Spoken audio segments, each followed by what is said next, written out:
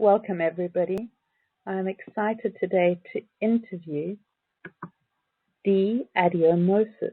I met Dee when she did Better Than Ever after divorce seminars a few years ago. She was one of the most warm-hearted, enthusiastic, beautiful women who just want to make a difference. And her story of how she went from an unhappy relationship into now a deeply fulfilling, happy one is beautiful, and I'd love her to be able to share it with you. Welcome, Dee. It's such a pleasure to connect with you again. Oh, thank you, Natalie. I feel really honored to be here. It's such a joy. It's such a delight. So, Dee, normally where I start with this call is for you to share with us a little bit about what your relationship was like. As I shared with you before, my mission for these calls is to give people hope who have been struggling, desperate, and unhappy, and to show them this is not a life sentence. You won't be here forever, and to present to them different people who have changed their lives in different ways and show them that they can do it too. So maybe the best place to start is, what was your relationship like before? What was the sort of guy that you went for, and how was it that you felt in relationship before? Well, Natalie, first, I just want your listeners to be able to understand like a little bit of my background, that I was born in Nigeria, and so I studied in England for most of my life, and then met my ex-husband there. We got married, and then we moved back to Nigeria. But that relationship, when I went in there, because we knew each other before, but when I went into the relationship, I knew at that time, and I was like in my 20s then, I knew at that time that I wasn't really thinking about myself. I was thinking about him, because it was really what he wanted. He really, really loved me. He really wanted me. He really wanted to marry me. So my whole mindset then, I believe now, that was not on the right premise. And so I went in there really loving him, but wanting more to please. Okay. And I think that must be some issues for a lot of the listeners here, that you have to look at the beginning, the real beginning of that relationship. Why did you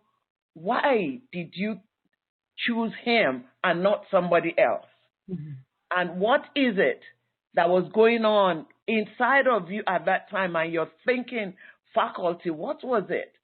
So the funniest thing, Natalie, was that there was a particular day that we were having a party, and that was his best friend. That one got angry. That one was making fun of him, and he got angry. And he jumped from one side of the room to the other and hit the guy. Wow. And picked him up and hit him, and was very angry. And the party ended that evening. And even though I saw that was a big red flag. Yeah. But that was before you got married? That was before. We were still dating. Ah, wow. So you saw that violence in him, but you didn't think that would happen between his friends, but it wouldn't happen to me. Exactly. Exactly. I thought, he could never do that to me. And then I blamed the friend. Why did he do that? Why did that friend do this? So, he was innocent. It was a person. So we then got married. We had 2 children then, and somehow, I don't know, maybe it was just the issues of life or whatever it was. the first time that he hit me, I was so shocked. It was like I saw 200 stars in one go.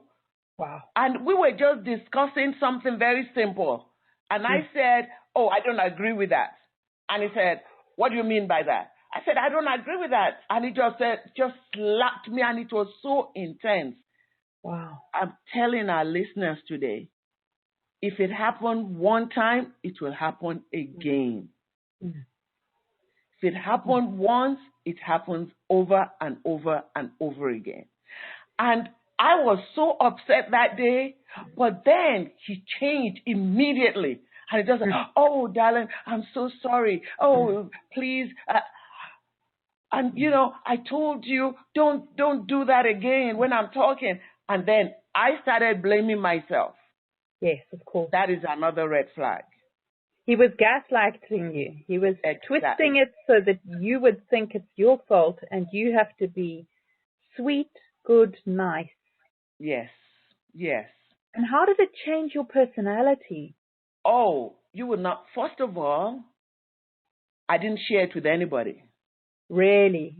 Nobody knew. And because you felt ashamed, like it was your fault. I felt ashamed because this was me being a banker, and I was, very I was very outgoing. I was very flamboyant looking. And so why will you be telling people that what they see is not the truth of you? So I just hid it. And everybody thought we were the number one couple. Wow. They will see us outside. We'll be at parties. I mean, he will be all over me. Oh, darling, darling, darling, darling. And I just used to just go with it. Okay. So another day we were at this big Hold on quickly. Can I ask you one question about that? Did you feel when he was being like overly loving and sweet to you, did you feel anger and resentment towards him, or did you just repress that and say, no, I mustn't feel that because it was all my fault? The second one, really. Because I started believing that I was the one that had to behave myself. Yes. So it was really like just the same way I did with his friend many years before. I became that because I used to think it was his friend's fault, not his. So I started thinking it was my fault. I just needed to behave myself, do something right, not do, and it will all be okay. And the environment that I was in also was the type that people were so into marriage, keeping your marriage. Yes. So you hear that over and over again. You have to keep your marriage. You go to church. It is, divorce is not this. You have to be a wife has to understand. So a wife is put in that position of being the one in charge of what happens in the marriage. That if it breaks up, you have to think of your children. So you have all this burden on you. That is so unnecessary. With a strong Christian community. Yes, very. Very strong. But where that goes wrong is the community not understanding how women feel and how much pain. Yeah. That is not even thought about. They believe that you as a woman, you're strong enough. What else do you want? They don't. You have your children and you have a husband. You should be grateful. Grateful for what? Absolutely. Grateful for pain? Horrendous. It must have been so hard for you, Dee, being a banker where you have to present this customer service ideal all the time. Yes. Then being like a high-profile couple where everybody looks up to you, but you know that you're on completely broken, abusive, shaky ground. Yes. Oh, it was really terrible. So I started leading a double life, of course. Wow. Sorry, you were going to say about this other incident that happened. The other incident, that was really horrendous. We were at this dinner party and we were about 4 or 5 couples. So and it was a serve yourself. We all went to pick up our food. And when I went and picked it up, one of my friend's husband looked at my plate and said, how is that chicken? And does it taste nice? And I said, oh, yeah. He said, can I just taste one? I said, oh, yeah. So I had 2 or 3 of them, and he took one. And he tasted it and said, oh, I'm going to get that. So he got up, and he and his wife, they went to get it. So on the way home, I just saw that he wasn't talking. He was angry. And then I said, what's wrong? The next thing, as we were getting out of the car, by that time we got home, he just slapped me. And he just started beating me. You disgraced me out there. You let the man touch your food. Wow. I fell on top of, we had a lot of plants on top of all the plants, and it broke everything. Yeah. My back broke the whole thing.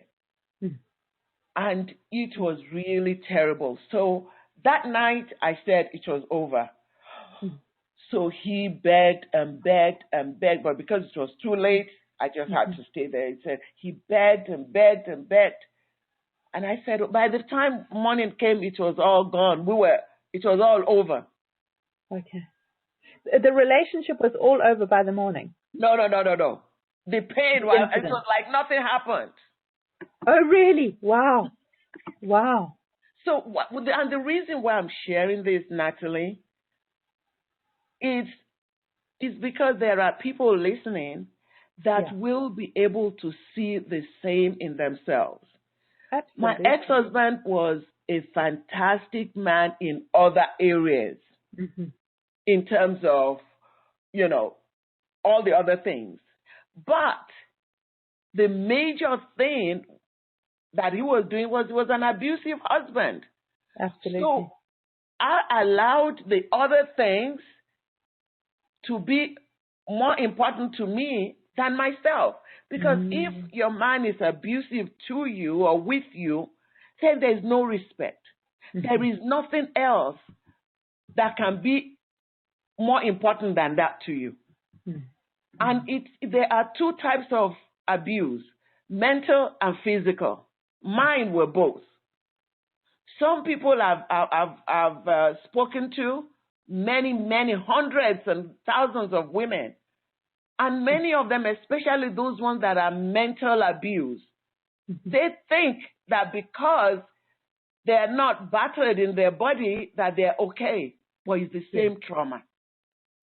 It is so much the same trauma. And just even looking at statistics, just to back up what you're saying scientifically, is that people who are physically abused and sexually abused are 4 times more likely to commit suicide. But people who are emotionally abused and insulted, criticized, made to feel like they don't matter, they are 7 times more likely to commit suicide. Exactly. Because they feel invisible and worthless. And I think that more women are probably emotionally abused, as are men, than they are physically abused. And I think it's such an important discussion to have.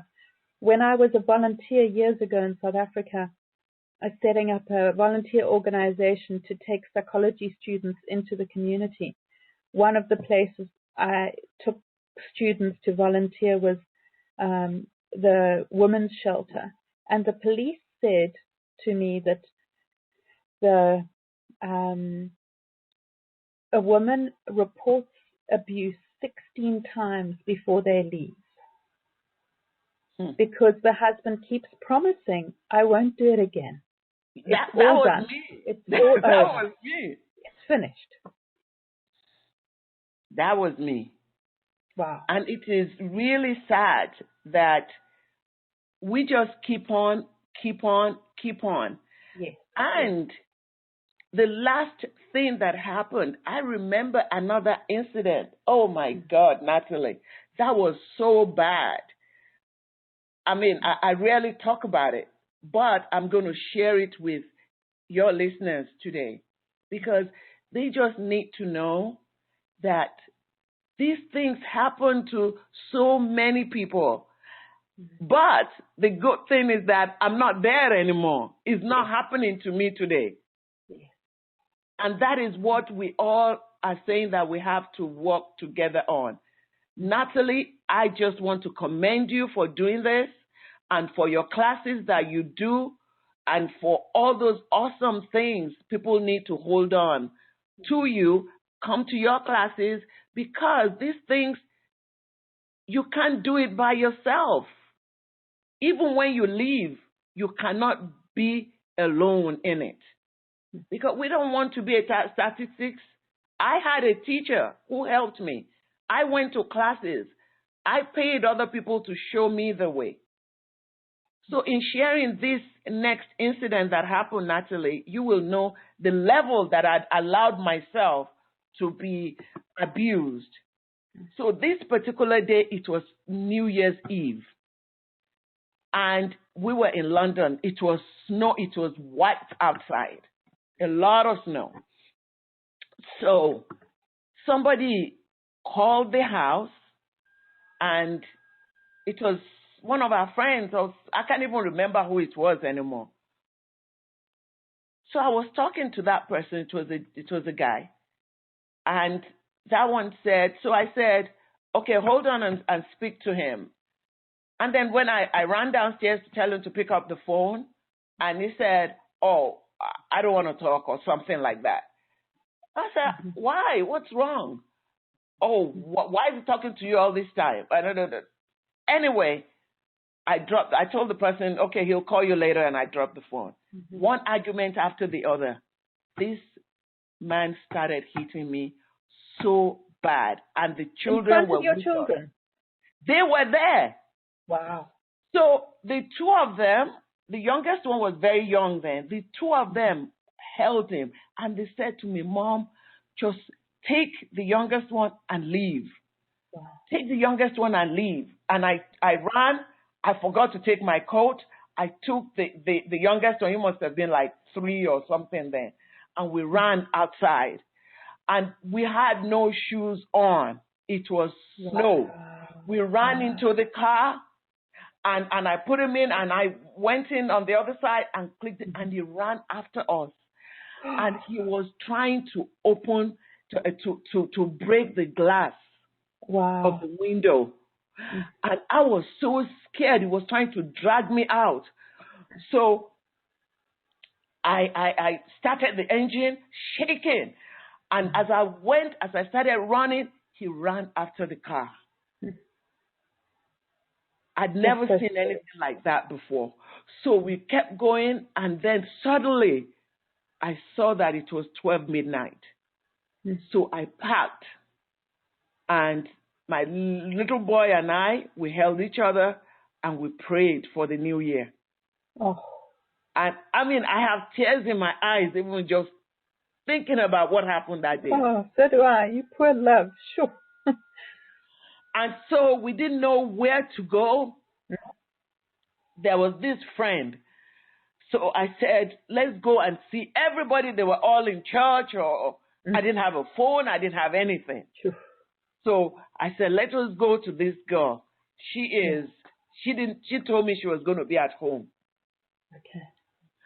So I drove to her house, and she was there. So she gave us her shoes and her socks, and we put all those on. We were freezing. I bet. And we stayed there. We stayed there till the following morning. So she then called the house and started talking to him. And he said to her, yeah, let them come back. They should come to the house. I'm not angry anymore. So she said, okay, let's go. And when we came back to the house, it was like the incident never happened. Shocking. It just, when something like that happens, you just feel so invalidated, like all your fear, your upset, the adrenaline. When they pretend nothing happened, you're just like, what? Yes. There's no processing. There's and it was like he was even doing me a favor. Like, I've told you many times that you should be careful with me, and you should be, Yes. Yes. So that Do you think that was bad? That was horrendous. I just That was think it's really, really bad. yeah. Then that was the last one. That was the worst one before the last worst one. Okay. So the last worst one, we were at like beside the beach. There was a something that we went there for, and a friend of mine, she was there too, and she was a little bit tipsy. So when he said to me, "Let us go," I went there. I was only with my youngest son, and when he said, "Let us go home," I thought to myself, I don't want to leave her because she was tipsy. I didn't want to just go. I wanted to make sure that she was okay before leaving. So I was talking to her at the corner, and I was saying, "Look, come on. How are you going to get home? Who is going to take you home? What are you going to do?" That kind of thing. So he just came from behind me and just pulled me from there. And I looked behind and I thought, what's wrong? I said, "I told you that we should go. I told you." I just dragged me and pulled me inside the car. Wow. So little boy was there, and the driver was driving the car. So I just said, "Okay, let's go." And he was so angry and was just talking and talking and talking. Then I saw that he had been drinking. So halfway before we got to the house, he told the driver to get down, to go, that he can go home, and that he will drive. So I said, no, please, no. Let him take us home. It's too risky. You've been drinking. Let him take us home, and then he will go, or he can even spend the night and go tomorrow. Doesn't have to go today. So he said no, that the driver should get down. So I said, "Look, if you are going to drive, we will take a taxi home." And as I got down from the car, he just got out and started beating me. In front of the driver? In front of and on the street. Wow. On the street. Kicking, beating, pushing, doing all sorts of things. And I was screaming and screaming. And, it is so sad. But we as women, we have to know that most men are all, they support each other in a way that they may not say it, but at the back of their mind, they're thinking, what did she do to this? It's not what did he do. It is, what did she do? She must have done something. Yes. So there were men there. Men there on there, they had, in Africa, they have all these checkpoints. Yes. So there were military men there. And they were actually saying to him, what did she do? Wow. Nobody stopped him.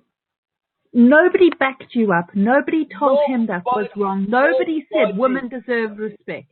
Nobody. They saying, all made you wrong, like you were the person who caused his anger. Yes. They said that, you should listen to your husband. Well, immediately he said, she's my wife. They said, you should listen to your husband. Wow. And the worst thing then that happened, so he entered the car and drove off with the children. Leaving you and your child there. He took the child, and it was just me. So another couple, they stopped by, and they said, "Let me give you a lift." This is something else. And when I told my dad this story, he's gone now, but when I told him that, he told me, never, you should not have gone back home. So I thought, okay, let me just go home and just apologize and just let it all be over. I told the people, just drop me. Our house wasn't too far from where we were. So they dropped me there. Immediately I walked in. Natalie, I nearly lost my life that night. I nearly lost my life for things that happened that night. it was so horrendous. There was a time, I cannot even describe it, but there was a time that I ran from the house away from him, and I wanted to climb out through the gate, and he ran after me and pulled me down and dragged me back into the house. Then one time I ran and I got the phone to call maybe the police, but I just called the last number that was on the phone, and I just said, help, help. He came in and he used his hand and broke the phone into two. And then there was one thing that we had on the table that he took and he was going to break it on my head. He lost it completely. Completely. And that phone call that I made, it was my aunt. And she said when she just heard my voice, like just one scream, and the phone went dead, she got up with her husband and started coming. Maybe if they didn't come that night, I would have been dead. Amazing. So she came and she met everything there. So they just said, oh, they really held him back, and then they took me away. Took my son. And that was the end of the marriage. I refused. And the sad part was that was the first time my parents knew anything was happening. You had never told them before? I'd never told them before. I never shared it with them. So when my dad saw me all bruised and my mom, my teeth were broken I had all sorts of things happening. My kidney, I was in hospital for a long time. Wow. And from that hospital, he came and was begging. And I said, oh, fine. He didn't know what I was planning. But then I'd had enough. I pray, Natalie, that those listening, you don't have to wait till you push yourself to that place that you are nearly dead before you pack your things and go, or that you are nearly on the suicide list, or that you are so broken. You don't have to. You do not have to, because we have the power inside of ourselves to know that you do not deserve what you're experiencing, and you can create another life for yourself. It just makes me so sad to think that you've gone through this, because that is such hell. And I can't help but wonder what had gone on in your relationship with your parents that didn't make you feel like you could share it with them. Because I think that when you've got a close support system and you are really authentic, vulnerable together, you're able to share this is what's happening, and you can get advice and support. I don't know whether in South Africa you all go to boarding schools. Mm-hmm. Yeah, I went to boarding school since I was 11 years old. Yeah. And when you are in boarding school, you are really taught to, have your chin up and be prim and proper and speak properly, do things right. And you just, it is that facade of being perfect. Yes. And it's not only that. Yeah. I was just going to say that I see that in every client that I work with who has gone to boarding school, they struggle with sharing their feelings. They have to be overly independent. Yes. They learn to be self-reliant. Yes. They don't share their issues. They have this big thing that to the world they have to look fine. But inside they feel crippled and empty and very alone, because they're pushed off too young. And not only that, they don't know how to do relationships because they haven't been brought up around a couple to witness, this is what it looks like. Yeah. And also, another thing that I learned later on with family. So when I left, I moved, and luckily my children were in England then, so I just moved to England. Okay. Your children were in boarding school here? They were in boarding school in England. Yeah. So I moved there and started living there then. But what I learned from because I really started, at the same time, I went bankrupt because my business failed and everything failed at the same time. So I went there with very little money, starting from afresh, nothing. I didn't have anything. But it was one of the happiest times of my life. Amazing. To just not have anything. And my children and I, we had such wonderful time together, just the four of us. We were doing things, we were having fun. I remember that even at Christmas, we waited to the last day to get a Christmas tree so we can buy it for $1 or £1. Oh, wow. So that was how little money we had.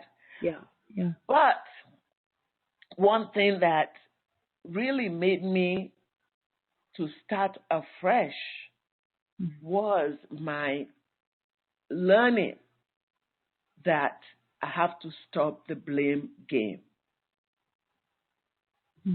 Once I took responsibility of my own life, that nobody will do anything to you if you don't give them permission to do it.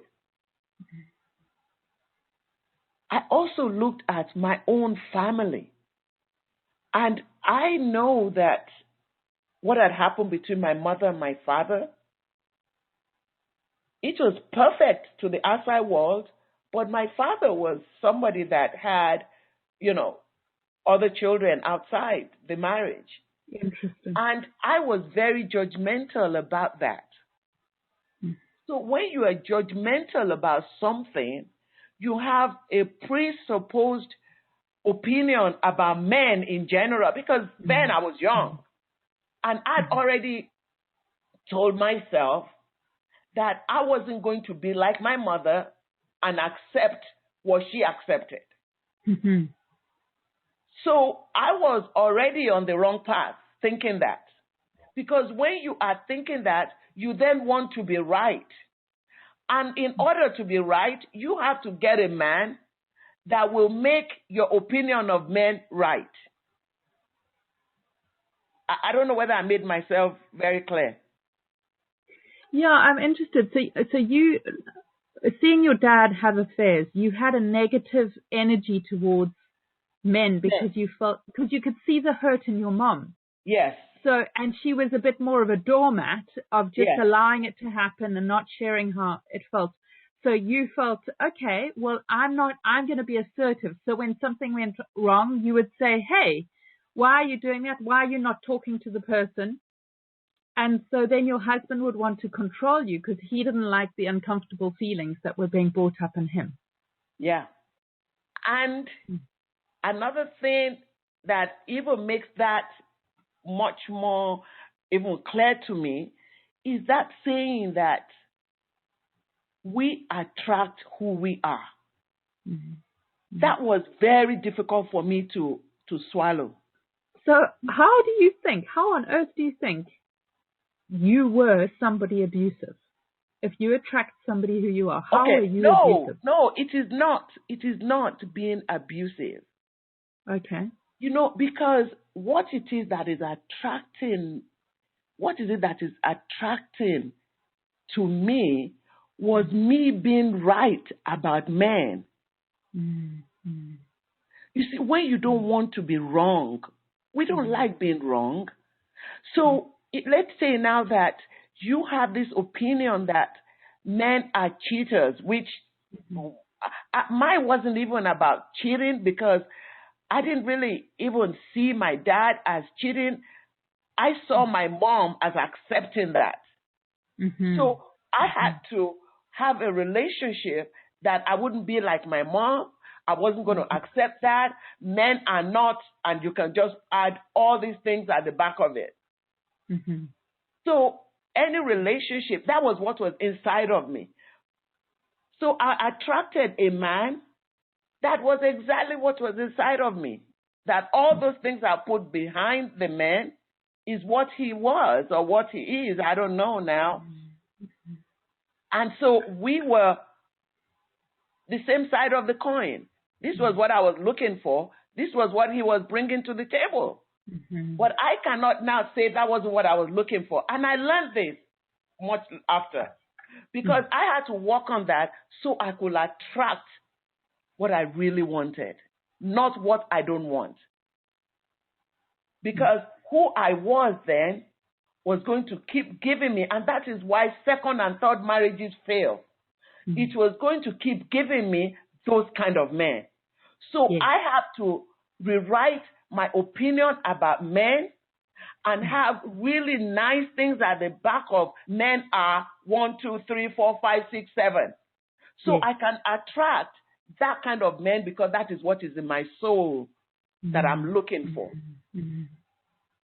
So you had men let you down, they fool around, they're not good. And you had stepped out of that into men are kind, loving, thoughtful, and basically heal your relationship with your own father. I healed that relationship, and I healed with my mother because I changed the way I was seeing my mother. First of all, when you are looking at your parents and you are judging them, you don't have that. That is not your job. You have to let them go because, number one, all the time you spend judging them, you are not present in your own life. When you get into other people's relationship and you're so wound up about it, who did what to who and what and this, you are in that relationship and not in your own life. So you are not giving yourself the 100% attention that you need. So I released my parents, and then I changed the story that I've been telling myself about them because I didn't know their own, sacred contract. They had their own contract between each other that had nothing to do with me. And they fulfilled it the way they best knew how to.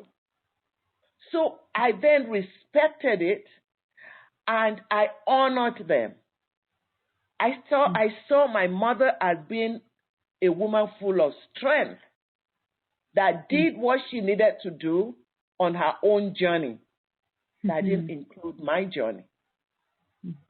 And so I put both of them in a very beautiful, warm environment that I send love to and I send respect to, and I got out of their relationship.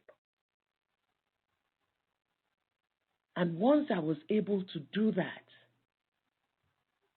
it was like the earth just opened for me. And the universe, I just felt light and happy. And it was easy for me to meet somebody else, to go into a new relationship. I had nothing to prove. I just wanted to be a woman that is loved and that is loving her man in return. That was it. And it was such a beautiful feeling to be able to do that. I felt light. I just felt happy, very happy. So it wasn't long after that new love came into my life. And it was just perfect. Before you move on to your new love, there's one thing that I wanted to ask you. Is one of the things that I do in the course that I'm running is looking at you loving yourself. So you shared of healing your relationship with your parents, which is one thing that we look at, your relationship to your parents in this course. The other thing is looking at self-love.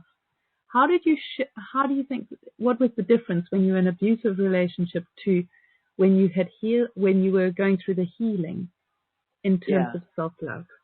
Okay. What I believe that each and every one of us, if you are on a healing path, you have to have a very solid relationship with your higher self, with God, with whatever it is that you believe in, the unit, whatever, spirit, you have to have that belief. For me, being a Christian, I studied a lot about relationship with myself, with my God, and what I learned from that. And I wrote a book called You Are Enough. And that book, You Are Enough, writing it taught me that the reason why I am enough is because God lives in me. The Spirit of God is inside of me. And so whatever it is that I need, the answer is there inside of me. So I am enough. I have it. I have everything that I need. I don't have to go outside to be seeking love everywhere when I have all the love inside of me. And this sacred love can then come out from inside of me and join with somebody else who is like that too. Full, complete, whole. I'm not going to look for, when you have that inside of you, you will not be looking for somebody to complete you. You are looking for somebody who is complete also. And so the confidence, my confidence became the confidence that is so solid on who I am. I realized that I didn't know who I was then. When you don't know who you are, when you don't have a strong foundation of that, anything, any wind will come and take you away. And you tend to date or go out or marry people that are less, that have the same kind of issue. So the wind can blow the two of you away very easily. So I make sure that I worked on myself. I always say that I started from -0. I cleared my whole mental image of what I used to think was me. Because then when you think what you were was material things, that's nothing. When you think what you are was your job, when you think what you are is the latest car you're driving, when you think what you are is the way your face looks or what the way you're dressed, all those are external things. And there's nothing bad with them. But what is the core of who you are is an inside job. And until you connect with that inside job, that inside thing that is inside of you. And I want to share a story with you. And, you know, anyone can relate to this when you've been on this spiritual journey. So I was meditating one time. I went to do this dolphin meditation, which was very, very powerful meditation. And I was meditating that time, and I got to that side of the ocean, and I saw a being there. To me, it was Jesus. And I ran to him, and I started saying to him, I have questions. I have so many questions I want to ask you. He said, oh, can you do something for me? I said, yeah, what? He said, 3 days. Can you give me 3 days? I said, of course. He said, 3 days without your children, your husband, your TV, your phone. I said, yes. He said, give me 3 days and I'll answer all your questions. So after that meditation, I decided to do that 3 days. And luckily my children were in college then, and I told my husband, I told all of them, I switch off my phone, and every day I will go into that meditation and I'll find myself in the same place. And I will just keep meditating, and so many things happened. On the third day is the most important thing. As I started the meditation, I saw him again, and he said, oh, let me take you to my father. And he had answered all the questions that I had. I had a long list of questions. He said, let me take you to my father. And I walked, and I started jumping around him, and I put all this in my book. started jumping around. I was so happy. I said, really? Let's go, let's go. So as we walked down, he was taking my hands, and I then saw this being.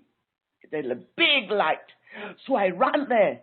I said, oh, this is what I've been looking for in my whole life. And the being told me, oh, I've always been here. I'm happy that you're here. I said, no, I'm happy to be here. I've been looking for you all my life. I said, oh, that's good, but I'm happy you're here. So I said, oh, I don't ever want to leave this place. I want to be here forever. I said, you don't have to leave. I said, oh, I don't have to leave? So what about all the people that are waiting for me outside? They said, tell them to come inside. I said, tell them to come inside. Then I looked around. I said, but where are we? And they both said, we are inside of you.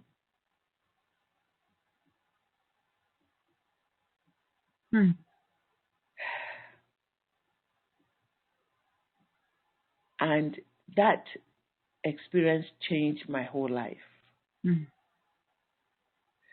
That I stopped completely running up and down, looking for answers outside of me. Looking for whatever it is we're all looking for. Whether it's money, whether it's health, whether it's relationship, whatever it is. If we can just connect to that power that we have inside of us, we will manifest great and awesome things. It's interesting because I spoke with another author, Claudia Zula Altucher, and she said too that the biggest turning point for her was becoming empowered. That is the biggest and the greatest thing that can happen. And I really believe that that is the beginning of really going on your life journey. Because then you are not doing anything because of, you are doing it because you know that is what you were born to do. And you know, you feel it. As they say, you know that you know that you know. And so that is so powerful for me. I was able to just, I still feel very empowered up till today.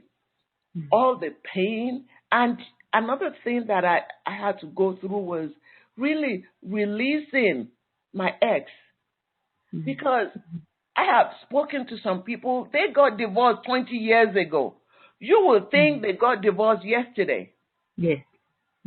I released him. I sent him love. I don't play the blame game ever again. I don't blame, because I have something that I always have, and I give this to my students too. And I want to read it to you. I learned it from, I don't know whether you know about this guy called Bill Riddler. He died some years ago. But he wrote this book, Understanding Yourself and Others. And he also used to do all these global classes. And so I got this from one of the classes that I attended many, many, many years ago. This must be like 20 years ago now. And the blame game, they said, watch your tone of voice to recognize when you are avoiding looking within yourself for your solutions. 2, monitor your serenity to see when you are blaming. 3, assume that your difficulties are all caused by the mistakes which you make, not by the mistakes that you see others making. 4, assume that others have positive, not negative intentions for you. 5, choose to not feel hurt. Work to stop pressuring other people. Stop talking about the mistakes of other people make. Monitor when you are creating feelings to make yourself feel as if others are the cause of your problems. Ask yourself, why do I need them to be a certain way? Look within and ask yourself, what is it that I don't want to see about myself? Recognize that you always get exactly what you deserve. Avoid putting energy into proving that you don't deserve it. Ask yourself, I wonder what I did to make them feel like treating me like this. What did I do to make them feel like not taking me into consideration? Strive for steady improvement, not perfection. Instead of saying, what is wrong with me? Ask yourself, what do I need to change about the way I'm managing my life in order to improve on this situation? Give yourself plenty of time to improve. Give yourself permission to have some shortcomings that you will never change. Don't assume that you should have already evolved to the point where you know how to love unconditionally. Recognize that you are in this life to learn how to do that. Practice becoming more tolerant of others. Be gentle with yourself. Laugh at your mistakes. See them as smiles. Look for what is beautiful in this moment.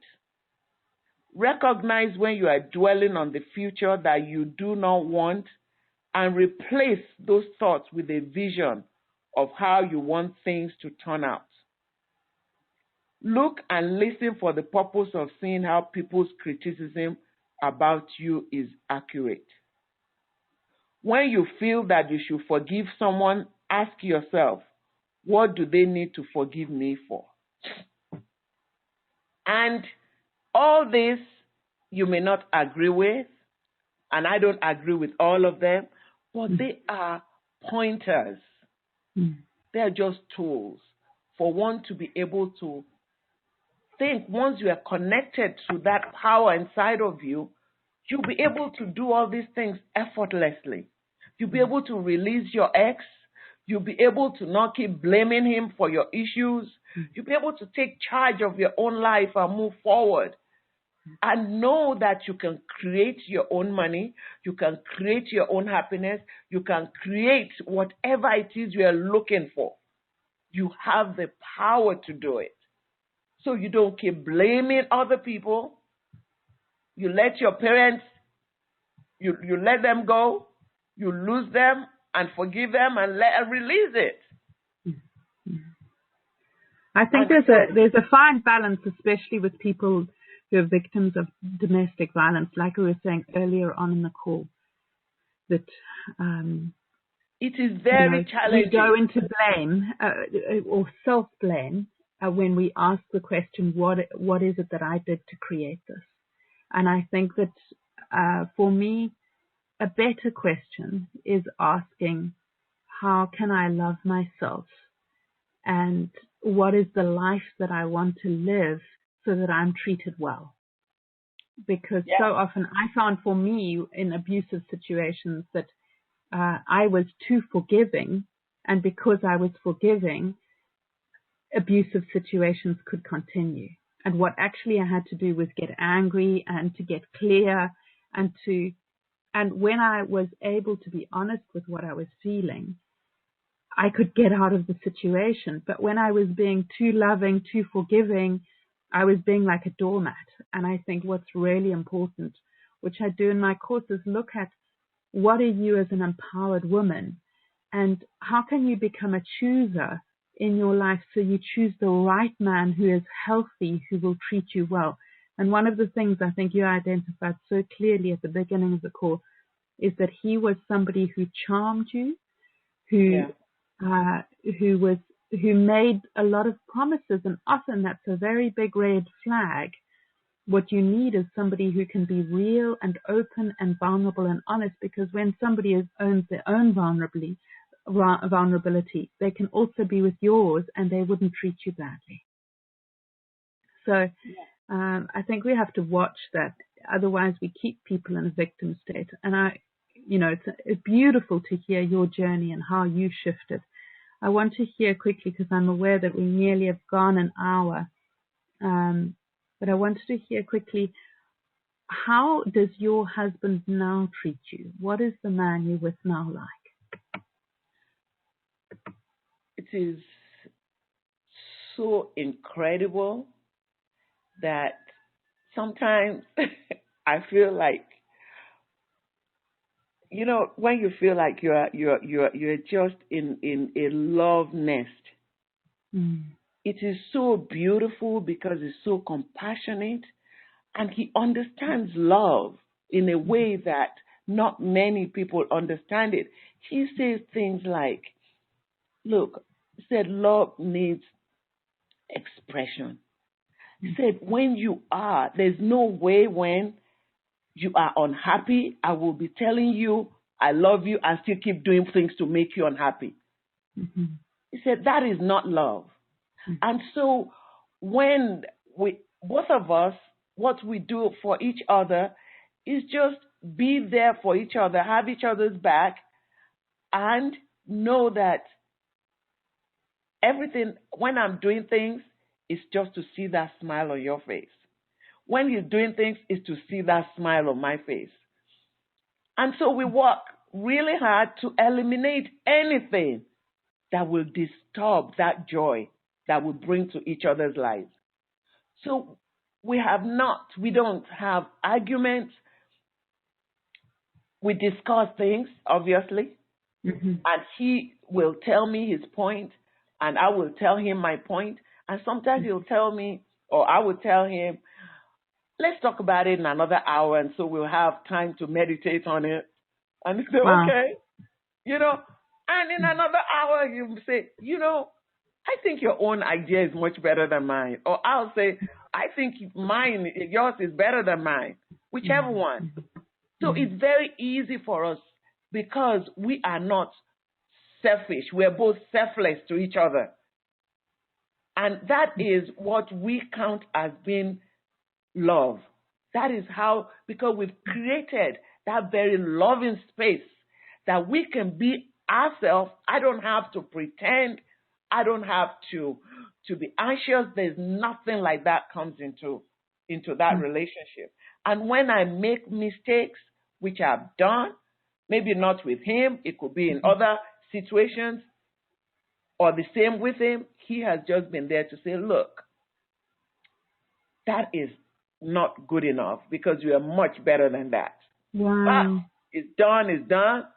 Let's all get in and clean it up. And he will be there with me to clean it up. Because he says, look, it's a journey. Sometimes it's good, sometimes it's not. But we have to take everything, the good and the bad, all together. And the most beautiful thing is how the children, too, are part of that joy. I remember when my first son was getting married, he told his wife that, have you seen my mom and her husband? That is what I want. So I've been able to shift my children from what they used to see to what they see now. And what they see now is what they want. That's what they're trying to copy. That's the kind of, they said, you are always laughing. They've never said, I hear laughter from your room. Sometimes till 2 o'clock in the morning, you're both talking and laughing. Beautiful. Very nice. What a shift, hey, from being abusive where you couldn't say anything. And we have never had one night that we had a quarrel from yesterday and we're still talking about it. The second day, never. It never happened. But I am just I'm full of gratitude that I was able to do the work. Natalie, there's nothing like this that could have happened if I was still the same person that I was. So this is how important it is to have teachers like you and so many other wonderful teachers that has been provided for all of us. Mm-hmm. That you cannot carry your burden alone. When you have been through the trauma, it's like going to war. You've gone to war, there's PTSD. You have to find someone that will walk with you and help you. You cannot just put it under the bed and just go and sleep. It's not going to happen because you are still the same person. I'm not the same person. I am different now. I am more nurturing. I'm more, I have the power, the self-power. I can be by myself. I can make decisions for my own life. I can make good choices. And when I don't make good choices, I don't blame anybody. I just say, look, this is a mess. I can invite you to come and help me, but I'm not blaming you. This is my mess. So please help me. I was listening to a show that Oprah had on, and the guy, I think his Mac something, said, was talking about the art of listening. And then he was also talking about love. No, not Mac. It was this Buddhist monk. And was saying that the best way with love is to look in your partner's eyes and say, I am here for you. Darling, I'm here for you. And then he or she looks at you and say, I am here for you. He said that if you need help, look in your partners. He said, instead of running away, look and say, I need help.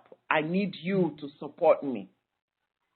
And those kind of things, many people like me that went to boarding school, Yes. we're not used to it. But they are tools that we have to learn. At every stage of our lives, there are new tools. If you have been abused, if you have been bastardized like I was, if you have been cheated upon, if whatever happened. I mean, some people, they probably were adopted and they have such pain with that because they couldn't locate their parents, or they did, their natural parents, or they did and they were not wanted. So they have that, feeling of just not being wanted. There are teachers that will help you overcome that. And it's so essential to overcome that, because if you feel unwanted, like most of the people who've gone to boarding school that I've worked with, you can heal it. You need to learn that you matter, that you are worthy of love, that you can create joy, that you are so beautiful. And one of the things that we do in this course is look at your whole life and see, where are you in your life? Are you happy in your life? Are you on purpose? What is your purpose? What do you love about yourself? Because like Dee said earlier, you need to be home for you. If you're not home for you, there's nobody to have a relationship with. If you're over there trying to control or look after other people or not say something in case you get somebody upset, then you're not home for you and your relationships are empty. It's really essential that you fall in love with yourself. If anybody is wanting support with this and you're wanting to do the course, please send me an email at natalie@natalielamb.com. I'll put it in the description below so that you can see it and click on it. And if you'd like to listen to other interviews with other people who've changed their lives, you can go to tinyurl.com/ahlove, AHHLOV, because what I want for everybody is to have a love where you can go, like you heard in Dee's voice, the contrast between talking about her abusive husband and her husband now that's real, where he says, I'm not just going to use words, you're going to see in my actions what love looks like. I want everybody in the world to have that surrendered sense of, this is what love is like. So in the directions or description below, you can click the link to this Facebook group where I'll share videos as I meet people who are inspiring, who've changed their lives. I'll put it there for you to be able to listen. If you're wanting to change your life now, please send me an email so you can join our class. It would be wonderful to have you there. Dee, I am just so blown away hearing your story of how you transformed your life from severe abuse into creating such a magical love. And I'm so grateful for you taking the time when you're so busy to come and share it with me. You're such a gift to the world. And for people who want to get Dee's book, it is on Amazon. Yeah, it's on Amazon, and you can also get it. My website is Dr. D, which is D-R-D-E-E, Adio, A-D-I-O-M-O-S-E-S, Adio-Moses.com. So it's just my whole name. And, Fabulous. you know, and if you look on Natalie's Facebook page, I am there. So I'm one of her friends. So you can always send me a friend request too. Absolutely. And I will put Dee's website and her Facebook page in the YouTube description here so you can click on it easily and order her book. You are worth a wonderful, wonderful life, and where you love your life, you love yourself, and you create a love like Dee has here. You're such a gift, Dee. Thank you so much for the time that you've taken to talk with me today. Thank you so much, and thank you for all that you do. Well, I appreciate your support, and it's wonderful to do this with you. Thank you. Lots of love to everybody, and I look forward to connecting. Yes. Thank you. Bye-bye, everyone. Okay. Bye-bye.